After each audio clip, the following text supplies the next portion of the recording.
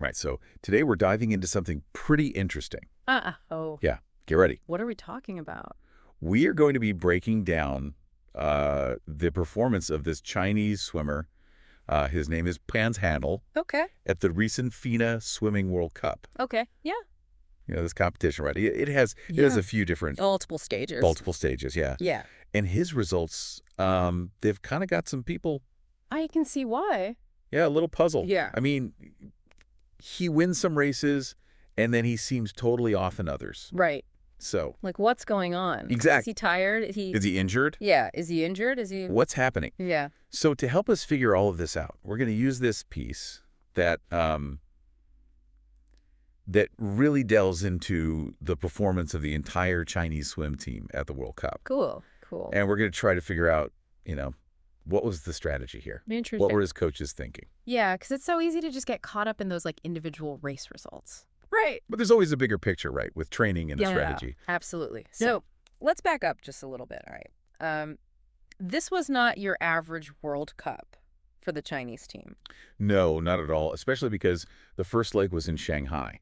Oh, right. Yeah. So there was like this added layer of pressure. On turf. Home turf, exactly. Yeah. They went all out, sent all of their Olympic athletes, Oh, wow.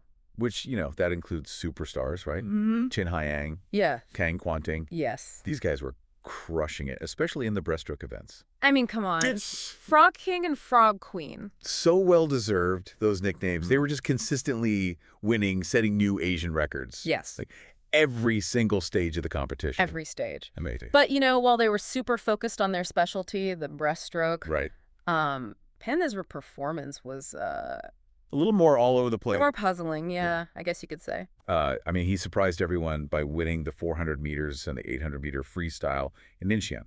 Right. But then in the 100-meter and the 200-meter freestyle, his times, they were not as impressive. Not what people were expecting. Yeah. So and this is where understanding, like, the training plan becomes so important, Okay. Thankfully, Pan Zhanle's coach, Zheng Kunliang, he actually gave us some insight into, like, the method behind the madness. Okay, give it to me. What's going on?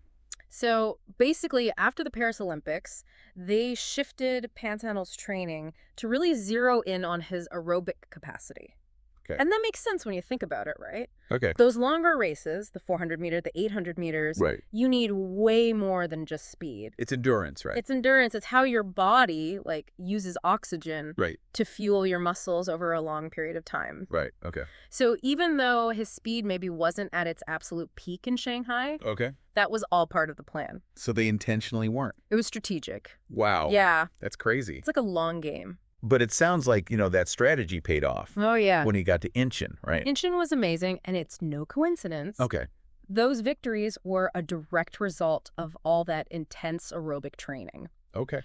And if we think back to his, his past performances, he's always been really strong in those middle and long distance events. Right. So this training just, like, amplified his natural strengths. Okay, that makes a lot of sense. Yeah. But then in Singapore, the last leg, Right. he didn't do as well in those shorter freestyle races. Yeah, the 100 meter, 200 meters. Right. Yeah. So what was going on there? So the reason for that shift is actually really fascinating. Okay. Think about all the travel, the limited training facilities. They Yeah. couldn't keep up that same level of aerobic training they were doing before. Oh, okay. So the focus in Singapore had to shift to short distance speed work. Oh. It was like a necessary adjustment. So what seemed like, these inconsistent results were actually all carefully planned Yeah. variations based on where he was at in his training cycle. Exactly. Wow, we were all judging those individual races. Judging too quickly. But his coaches, they were playing the long game. The long game, the big picture. The big picture. Yeah. Yeah. Wow. And what's interesting?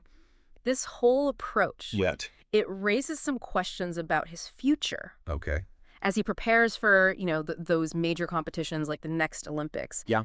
What will he do? Will he continue to vary his training this way? Or will he start to specialize? Right. It's a big question. It's a really interesting question. Yeah. It really makes you appreciate, like, the complexity of what these athletes and their coaches are doing Behind the scenes. behind the scenes. It's a whole other world. Yeah, because it's not always about winning every single race. Right? No, it's not about instant gratification. It's about building towards something Much bigger. much bigger. Yeah, absolutely. Wow, that's fascinating. Yeah. Yeah, Yeah, it's yeah. cool to see. Love this kind of stuff. Me too. All right, well, that's our deep dive for today. See you next time. Yeah, see ya.